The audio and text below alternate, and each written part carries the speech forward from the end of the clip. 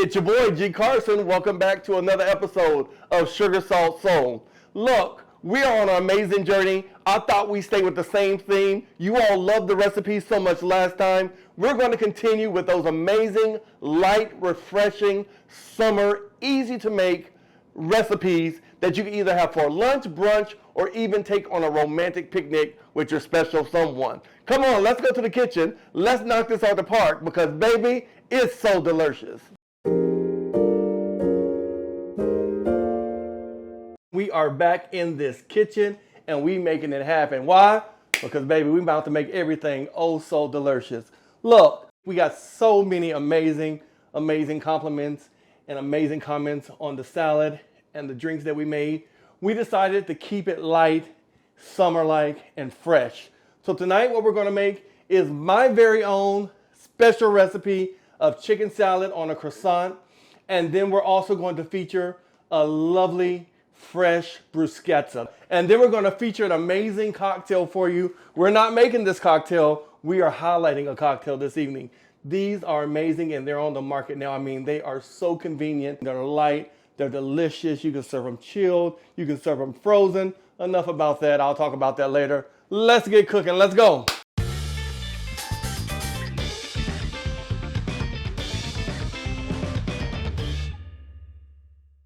All right, let's start out with that chicken salad, guys. Chicken salad is an amazing Southern recipe. You know, there's different variations. There's different styles. You can do anything with chicken salad. It is so universal. But tonight we're going to make that classic Southern chicken salad. What we're going to do is we're going to start out with our chicken, guys. Listen, I always like to use gloves when I'm working with raw poultry.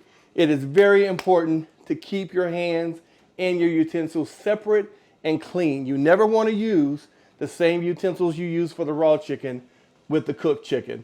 So what I do is I go ahead and get a pot started. And in that pot, I take chicken broth. And then I also take a little bit of vegetable broth. And I get that started to boiling. I season my water, guys. And I use one specific seasoning for my chicken salad because I'm anal like that. This seasoning is called good shit. That's no joke. This is a real thing. Read it for yourself. This seasoning is amazing. We're just going to take a little bit and we're going to season that water. Don't be afraid of the seasoning. It's going to penetrate that chicken and make that meat oh so delicious. Now here's my secret ingredient. I'm giving it to you and you're hearing it here first. I put orange juice in my seasoned water. It literally changes the dynamic of those flavors. It adds so many different layers to that chicken. It's absolutely amazing. I always like to take my chicken out and wash it, put it in a Ziploc bag, cleaned, and use tongs and gloves just in case I don't want to get any extra juices on my hands to cross-contaminate any of the food. I'll use 2 to 3 actual breasts of chicken, but I also like to add 4 to 5 actual chicken thighs. That dark meat adds moisture. It adds flavor to that actual chicken salad. Chicken's on. That's at a boil. We're going to let that cook. I turned it down to about a medium high. We're going to let this cook for about 45 minutes and let those flavors really penetrate and make sure that chicken is cooked thoroughly. Make sure you check it with the fork because I don't know about your stove. Mine usually takes about 45 to 50 minutes. Yours could take up to an hour, all right? But while this chicken is cooking, we're going to go ahead and wash our hands, get cleaned up, and we're going to start making the toast for the bruschetta. Come on, let's go. Now, when we're getting ready to talk about the bruschetta, it's very important to talk about the bread. The bread is very important. You want to go to the market and find a nice, soft, fresh French bread or an Italian loaf or something like that that can be sliced. It's going to be durable, but it's also going to toast up very well. I like to use a nice French baguette. And what I like to do, I like to cut it myself. Now, for those who are not comfortable cutting these baguettes, you can actually find some pre-cut slices of bruschetta baguettes, and all you have to do is brown them in your local market. So just go to your bakery department and ask if they have any pre-sliced baguettes. Now, I like to cut it myself because I like them a little bit more thicker with a little bit more bite to it. I want it to be crusty on the outside and soft in the inside. So that way, even if you don't like when you make your bruschetta mix, that juice is going to be left in there, and you can dip that bread in that juice, and I'll show you in a minute. So now what you really want is, you really wanted a serrated bread knife. I can't find mine. So we're going to use a very sharp knife and cut our bruschetta toast. So I like to cut it at an angle and about literally a ½ an inch thick. And we just give it a nice little cut here in an angle like that. That's what your toast should look like. Just like that. If you want a little bit thicker, you can do that as well. Now, I also like the bigger pieces because I want my guests to really get a good bite. So what we're going to do is we're going to pan these up. We're going to get these in the oven at 425.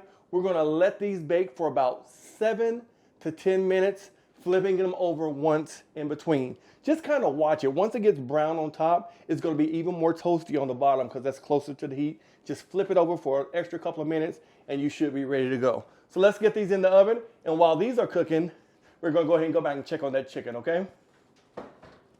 So I decided to do the Chef Carla Brown's Favorite Chef because it was going to push me outside of my comfort zone. It was going to make me take the step of faith that I've always never had the courage to do. This competition has taught me to believe in myself. It has given me a courage that I didn't know I had. Not only that, it has reconnected me with amazing friends and family that I had lost contact with. It showed me that, you know, people are watching. They're looking. They love to see you achieve. Just the support that I've gotten from people that I didn't even know, you know, I was connected with on Facebook, you know. It's just been amazing, just having conversation with old friends, reminiscing with old friends.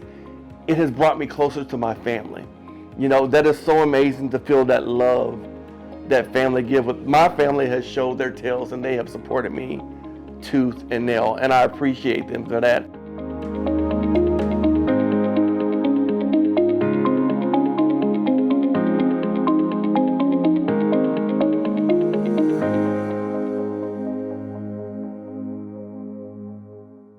While y'all were learning about me, chicken's done. It's cool. I went ahead and started cutting up the chicken. Most of you know how to cut chicken, I assume, but I left a couple of pieces just in case you needed to see how to cut the chicken. So this is what it looks like when it's done. You're getting a nice hue on this chicken that's actually from the seasonings and the orange juice. I mean, if you could smell this kitchen right now, guys, it smells amazing. So as you can see, that dark meat adds a little flavor. It's moist. But if you like all white meat, that's your business. I'm not tripping. I'm not judging. You like what you like. But I just like that balance of both. That's your chicken all cut up there, guys. So we're going to get our bowl. Maybe this bowl older than most of us living. Look at that. That's an old bowl, baby. This bowl's been in the family for a long time. So what we're going to do is go ahead and add our chicken to the bowl. Just like that.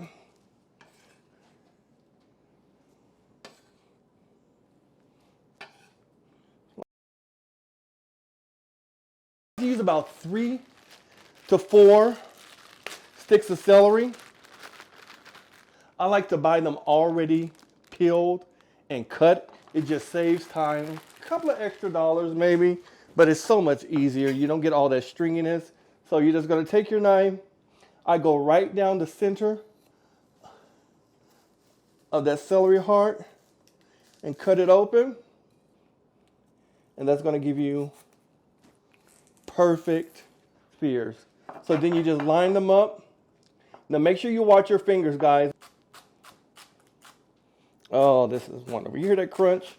You're going to get all that crunch in that chicken salad. I'll just make it so delicious. I use red seedless grapes. It's very simple. You just cut them in half. See that? You just take the grape and literally slice it down the middle. Real easy, real simple. And then we have our red onion. You know, as I've gotten older, onions don't make me cry as much as they used to. In my earlier days, I could not cut an onion. And I would just, my eyes would burn, but I guess I don't know if I've gotten used to them or what it is, but I hardly ever cry anymore. So just take it and look at this. Watch. Perfection, guys. Add my celery. Add my red onions. Gonna add in some grapes. That's enough there. Now, as far as your mixture, you can do, people use Greek yogurt if you're watching your weight. You know, some people take mayonnaise and they'll mix with a little bit of sour cream for a little bit of creaminess and it adds a strange tang. Whatever works for you. Now me, like I said, keep it simple, keep it southern. I'm a Duke's guy. I don't really measure. I'm going to say about a half a cup. I just know when it feels right to me, you know? So start with about 3 spoonfuls, heaping spoonfuls, and just begin to mix that. You're going to need more. Now, I know we seasoned that water and we seasoned that chicken when we cooked it. We still got to add flavor and season it some more. So what we're going to do is we're going to take some garlic powder, just a little hit, like that. We're going to take some onion powder. I know it has red onion. Just a little bit, like that. Boom. And then we're going to come out. Yep. Baby, you can't do nothing without Lowry's. It makes it delicious. Say it with me. It's delicious, baby. A little bit of Lowry's. Now, I usually use white pepper in my chicken salad, but for some reason, I couldn't find any anywhere. I don't know if there's a shortage or what, but we're going to use black pepper just to take it up. And then another one of my secrets, smoked paprika, just a tinge. Just a tinge. Like that. Boom. And then we're going to mix it up some more. And when it's all said and done and ready, I like to serve this bad boy on a croissant with some delicious root vegetable chips. And this is what you get. That's Carson's chicken salad. Baby, that's delicious. So a lot of people have been saying, hey, you keep wearing these Giving Kitchen hats. What is Giving Kitchen? Giving Kitchen was introduced to me by a lady named Kelly Kaplan in Nashville, Tennessee. And Kelly is just as loud and gregarious and fun and full of energy. And she is such a great representation of that organization. What they do is any service employee, whether a bartender or a manager or a kitchen worker or a dishwasher or busser, if they find themselves in hard times and they can't pay their bills, or they can't work because of illness, or they lose things because of a fire, or whatever that trauma is, they step in and they help them pay those bills until they get back on their feet. And I just think that is such an honorable thing to do for people in this industry, because so many times people in the restaurant industry are looked down on, oh, you're a server, but what people don't realize, there are a lot of servers making a great living in this market. People think, oh, you're just a busser or you're just a dishwasher. A restaurant wouldn't be able to function without that busser or that dishwasher. So, they really stand up for that hospitality community. And that's why I'm constantly wearing my Giving Kitchen hat, because I love for people to ask, what is this, so I can share this great vision with them.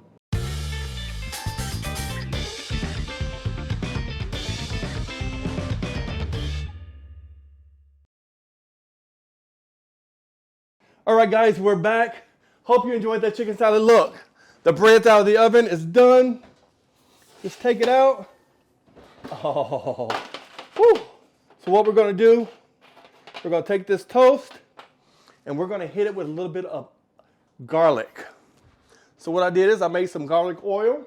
I just take a little bit of garlic oil, hit each crostini. For the sake of time, I went ahead and pre-chopped the tomatoes, y'all. That's what they should look like. Then I mix them together, just like that. And then we're going to come back with that fresh basil, guys. Right on over in there. And I'll take some of those red onions from earlier. That balsamic vinaigrette. Add that in there like that. Oh, yeah. Garlic oil again. and you're gonna pour it, and then you're just gonna mix it up real good. A little sea salt.